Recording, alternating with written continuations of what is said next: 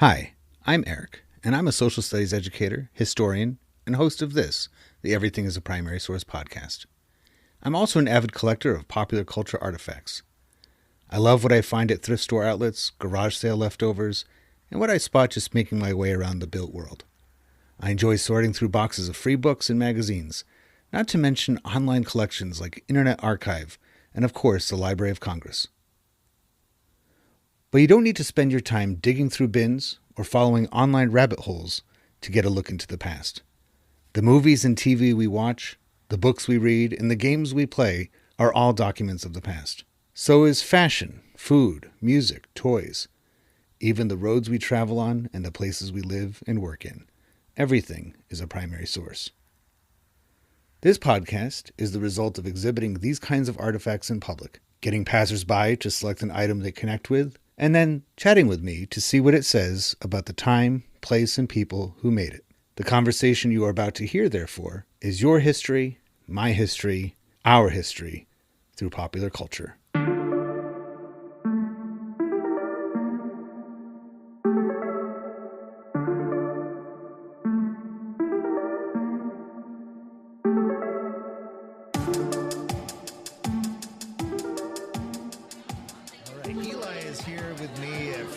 Book Day in Rochester, New Hampshire. And have you been coming to this for a while? Oh yeah, no, I've been coming here since I was a kid, so it's nice to finally be here for the last one. Yeah, it's kind of a bummer that it's the last large-scale city size.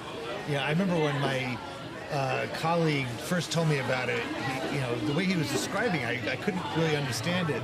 He was saying, like, at the library they had Jabba the Hutt reading stories to kids, and I'm like, what's... And he's like, there's people dressed as Ghostbusters wandering around, and I had to see it for myself. Oh, yeah.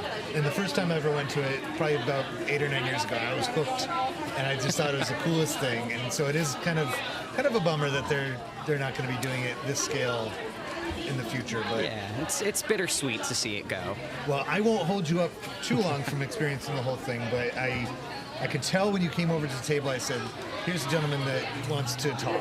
Yeah. Here's a person that definitely wants to chat about things. So, Eli, you didn't see anything that I had. Yeah. This is going to be a very modern history one, but honestly, as soon as something comes out, it's part of the past. So, absolutely. You said that you're interested in filmmaking, and the movie that did it for you was what? So the movie that did it for me was Midsommar by Ari Aster, and it's his most recent work. You probably know him from doing Hereditary or Something Strange About the Johnsons. But yeah, Midsommar was the one that did it for me. And I watched bits and pieces of that. By almost a rule, I'm not a horror fan. I don't like... I do like horror in some avenues of it. More suspense. I like suspense. I like eerie. This one, and I think it's scary for the reason that we're about to talk about. Yeah. Because it's not supernatural, is it? No, absolutely not. I am a firm believer in that humans are much scarier than the supernatural. And it's what a lot of people like to call daylight horror, because a lot of horror happens in the dark, and that's where a lot of the fear is from, the unknown. But Midsommar happens in broad daylight. It's a very bright movie. And so you're witnessing the main character who's going through these stages of grief. You're right with her for the entire ride, and nothing is hidden from you in the dark. You get to see the entire thing. And it deals with cult type behavior. Absolutely. Human sacrifice.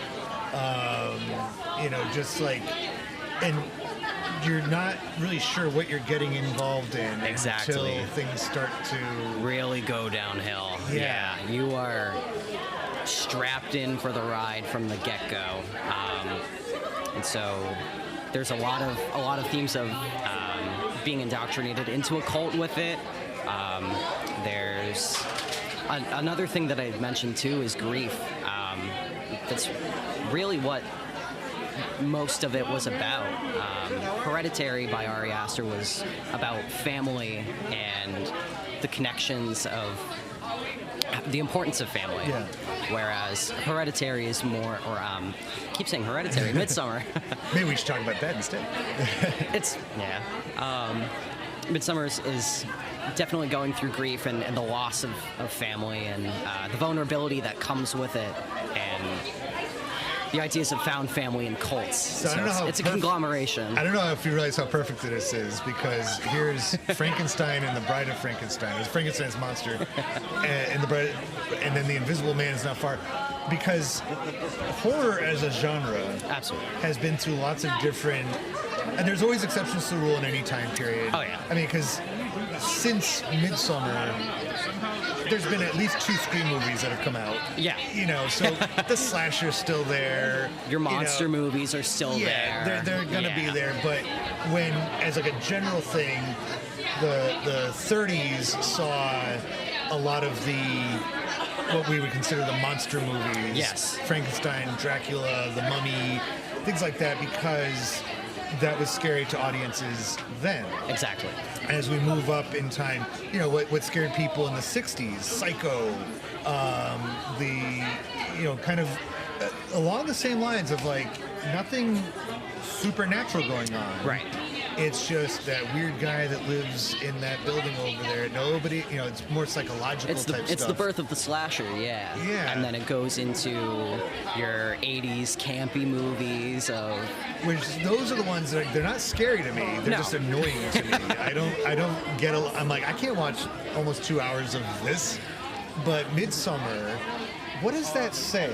You know, so these ideas that we're talking about of scariness is all around us. Humans are just as they are. Humans can be just as terrifying as the most crazy monster that you can think of. What does that say about the modern era?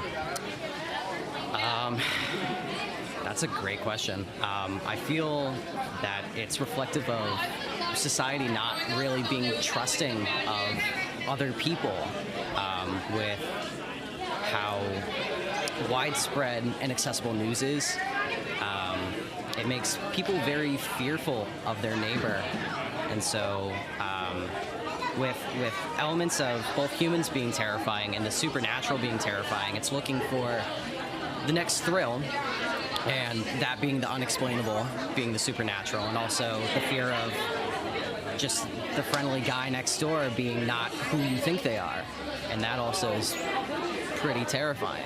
The main character in Midsommar, what's her name again? I forget. Her name's Danny. Right, and she's American. Yes. And she's invited over to Sweden for this. They make it seem like it's just this nice festival. Yeah, it's this holiday. And it's for somebody, and she's from like Chicago or something. Is she like urban? She's an urban girl. Some events happen in her life, and her and her boyfriend are going through kind of a hard time. And so their mutual friend invites them over to that holiday in Sweden. And it's attractive to her because it's like, well, this thing is steeped in centuries of tradition. Yes. And, you know, it's like the opposite of the modern world, basically. Absolutely. She thinks it's like a kind of like hippie commune type thing. And but then when she gets there, she realizes she's in a whole different world. It's like, oh my God, the horrors of it, you know what it reminded me of is Children of the Corn. A little bit, Had some of those elements of it, of rural, you know, like the terror, because a lot of times, you know, a lot of horror movies tend to have kind of, I would say, urban or suburban settings. Yeah. And maybe not like inner city urban, but, you know, modern. Suburbia. Everything's modern. Everything is very modern.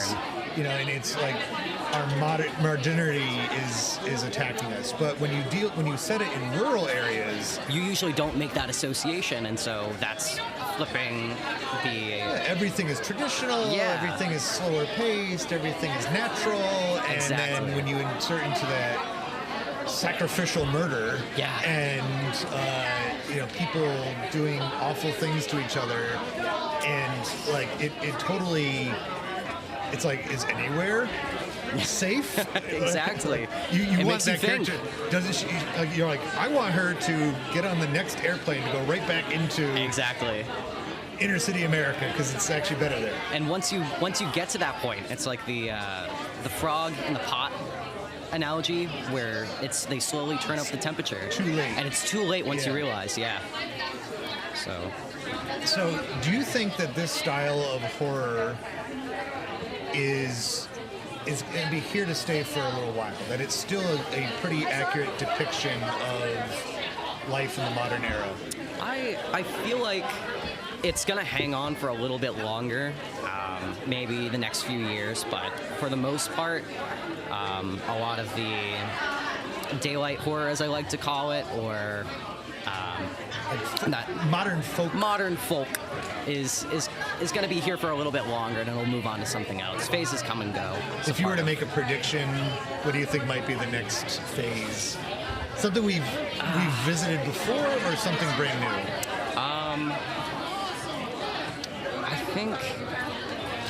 I think horror and comedy are gonna be kind of the next thing. Like dark comedies are gonna be the new thing, especially with Jordan Peele and Dev Patel doing a lot of the more recent horror movies. Jordan Peele's been infamous for Nope and for Get Out, and a lot of his commentaries on society, but also including bits of humor in it to kind of even it out. So I think more dark comedies and the inclusion of comedy in horror, that's the direction it's going to take, away from the more gritty elements. Not a lot of comedy in Midsommar. No, goodness no. And that's might be too intense for me, because I'm like, hey. It's not for everyone. It's very divisive. Yeah. It's very divisive. And I'm sure the nation of Sweden isn't exactly enthusiastic about that one. Not entirely, no. Can't imagine. What did we do to you? We just gave you IKEA and fish. But Yeah. Eli, thank you so much for stopping by. Well, thank you for And I having me. appreciate it. I appreciate it.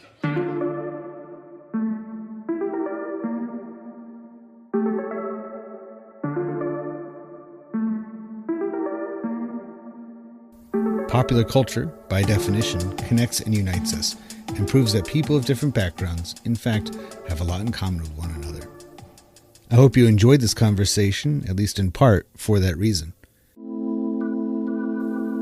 If it connects with you and you'd like to add to it, or any of the podcast episodes, just visit everything-history.com and search for the Everything as a Primary Source project, which can be found in the classroom section of the website. We'd love to hear what you have to say. Be sure to rate and share this podcast wherever you are listening to it now, and follow Everything as a Primary Source on social media, including YouTube and especially Instagram. Thank you for listening to the EPS podcast, where everything is a primary source.